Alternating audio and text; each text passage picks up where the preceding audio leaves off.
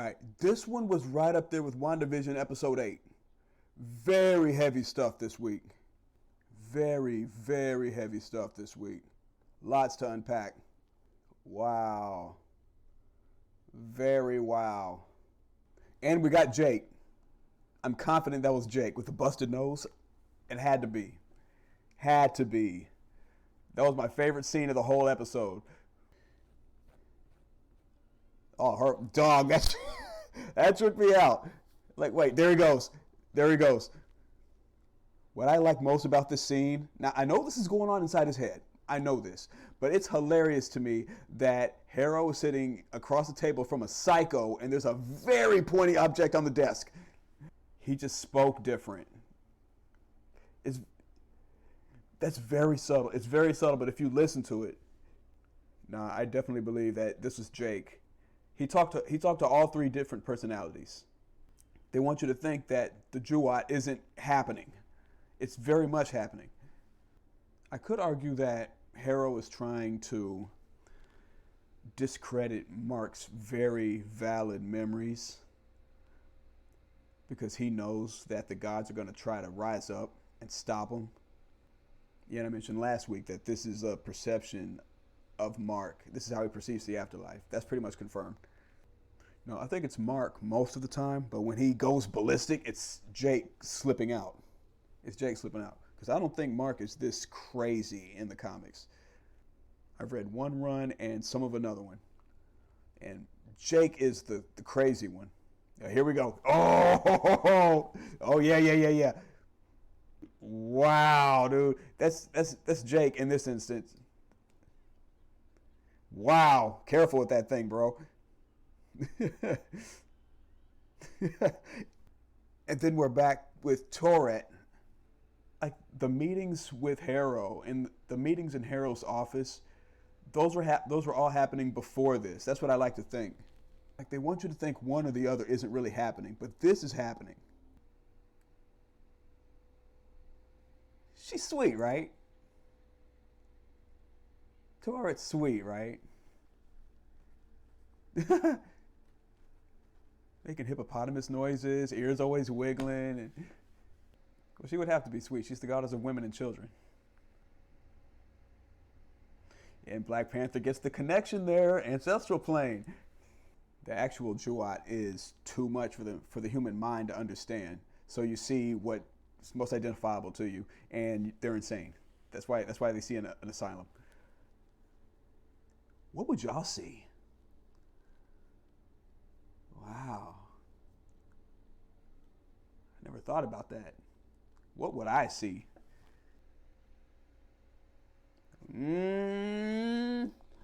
Yeah, notice it's Anubis on the scale. Anubis is on the scale like it should be. Because he's the real god of the dead. Wouldn't surprise me if Anubis was one of the ones who got turned to stone. The Field of Reeds, that's Egyptian heaven.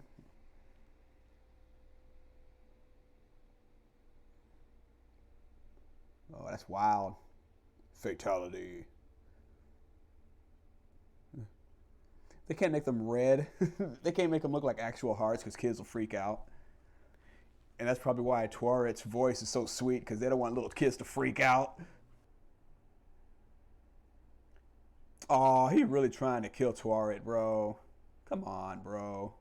Number one, it's not happening for a couple of reasons. It's part of the healing process, Marc. You got to share this with them. Man, those are everybody he ever dropped. Man, I love that Marvel even went there with the mythology. Stayed pretty accurate. Stuff that you probably learned in school or should have learned in school. Marc won it out. But he pretty much has the same curse as the Hulk. Remember when Banner said he tried to kill himself, but wasn't happening?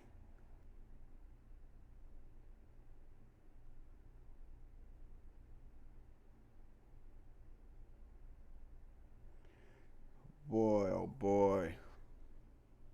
And it all started with his little brother.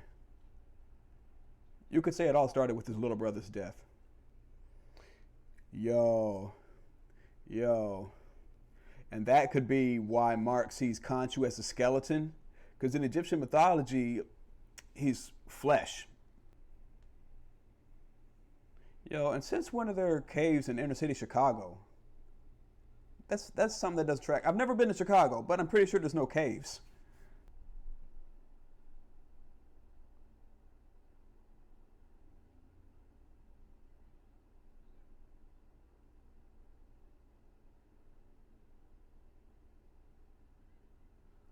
Wow, bro.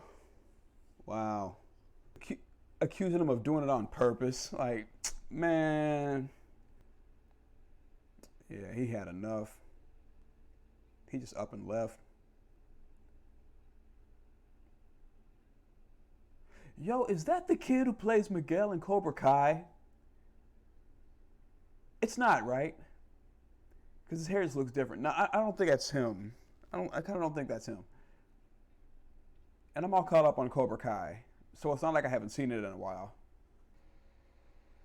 Yeah, Bushman gets the name drop. Roll Bushman. I don't think they took that part of the origin from the Lemire run. I think how did it go? I'm about to spoil it. Screw it. Bushman tries to shake everybody down. Marlene's dad, Marlene, who's replaced by Layla in the show, her dad steps up to Bushman, gets stabbed. Then Marc steps in, gets shot along with everybody else. I think that's how it went. God, that was like 3 years ago. When I read it,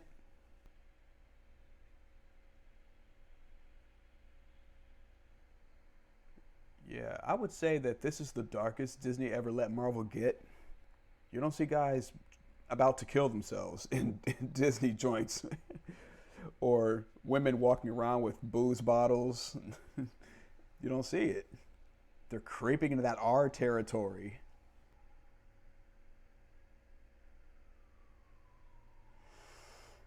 Oh, he totally took advantage of my man Marc. He totally took advantage of him. He was dying and he was a broken man. Yeah, he definitely preyed on him. I wasn't really seeing it from that angle. I was just thinking about Marc's survival. That's all I was thinking about. But looking at it from Khonshu's angle, it's like, I need to live on. I need someone to carry on my, you know what I'm saying? Someone who is in desperate need of saving. I probably would have said yes too. And who wouldn't? Cool suit, healing factor? Come on. You kidding me? Oh, that's awesome. That's awesome. You see how the light flickers in his skin to confirm he's being possessed now? Oh, that is awesome, bro. Oh, look at all those souls raining down. Hero unleashed Amit. What's Amit gonna look like? Ooh. I mean, Tuara's easy on the eyes, but Amit, oh my god. Amit's gonna be horrendous. I better not see no shit on Instagram or Facebook, because I've seen a lot of leaks for crap lately. These Doctor Strange leaks, the Living Tribunal is going to be in Doctor Strange. I did not want to know that. That's fucking awesome, but don't reveal it. It's next week. It's next week. Can't you? Well, we don't be on social media. Oh, like I really know what the posts are, like 10 scrolls down. I got a right to be on social media without my favorite shit getting ruined because movie studios don't want to keep a secret. Come on. He's back in his office with a clean face. Boy, they screw with you in this series. I love it. I love it. They screw with you, man. But he thinks he got beat up. There's supposed to be 3 different guys. It's the afterlife, and they are 3 different people. Yet, Marc remembers being injected and punched. You got Roro's drawing of the fish on the wall that isn't finished. At the picnic table, he was done with it, right? But there it's framed and it's not done. Boy. And he reverted to Stephen, who took the beating. That's so foul, dude. It's so foul and twisted when you really think about it, yo. He took the beating, but in his mind, he didn't. That's so wild to me, because that's what he did. And that's why Stephen punched him.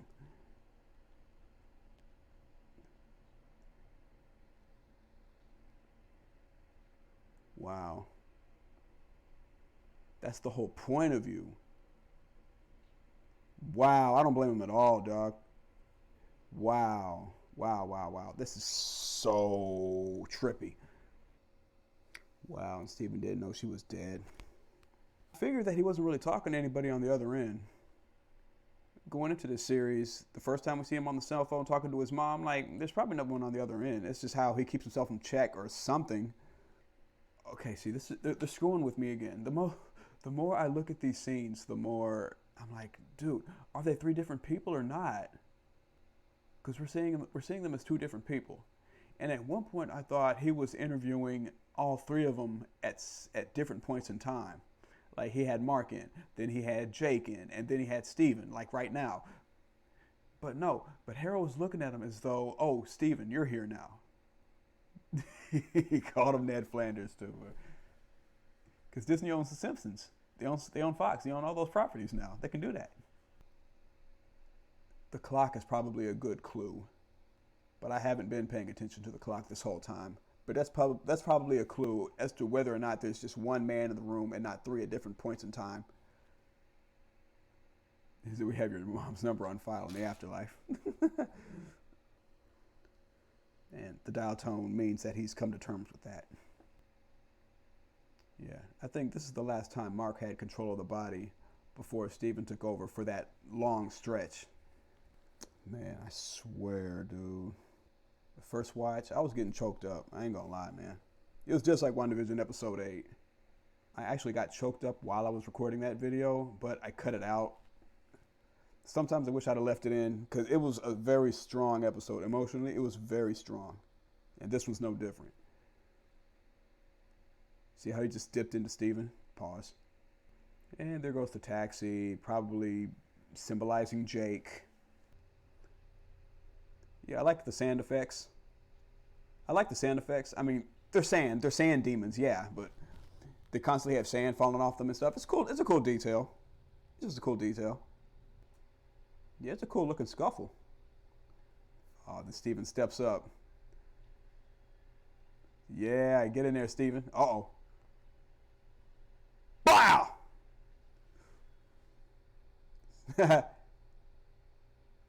Yeah, he likes cricket. Confusing game. Tried to watch it. Can't do it.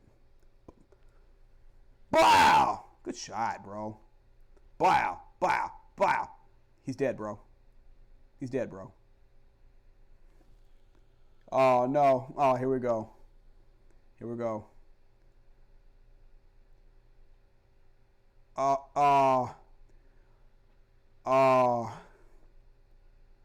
Damn, dude. And that balanced the scales. Now, this next part is biblical. This is biblical. I don't remember what story it's from. I must have heard it when I was a little kid, but the man's loved ones turn into salt when he looks back. Maybe it was sand, but I'm sure it was salt. Man, but I don't think he's gone, though. At the end of the Lemire run, Marc has a conference with him and the other alters, and he pretty much claims the body for his own. To put it simply, everybody's still in the vehicle, but Marc's the only one driving. And I think that's going to be the case going forward. Like Steven's still going to be a voice in Marc's head. He's just never going to have control of the body again. So Marc makes it to the field of reeds. This brings up the question for me, how come Marc didn't have to deal with Jake the same way he had to deal with Steven? Did Steven create Jake? And Marc basically got a 2-for-1. Finale next week. Doctor Strange 2 next week. Bro, this has been a wild ride, dude. Marvel cannot disappoint. It's just not possible. It's not.